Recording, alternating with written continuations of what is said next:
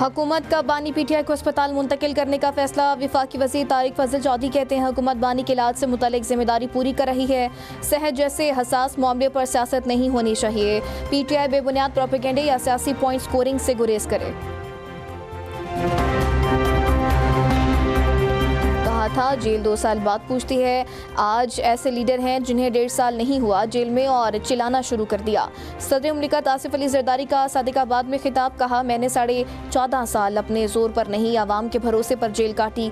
कुछ लोग 1.5 साल में ही रोने लगे कि दूध नहीं मिल रहा, आंख खराब हो गई है। रियासत मदीना के दावेदारों को अब जेल में रोजे रखने चाहिए। जेल में इबादत करने वाले की दुआ कबूल होती है। यह कुर्बानी नहीं दे सकते, इनके पास हिम्मत नहीं है। ये सिर्फ बातें कर सकते हैं। मुल्क कोई पब्लिक लिमिटेड कंपनी नहीं कि दिवालिया होने पर असासे बेच दें। जमहूरियत में कहीं नहीं लिखा हथियार उठा लें। जंग में आपका नुकसान है क्योंकि आपका भांजा भतीजा मरेगा।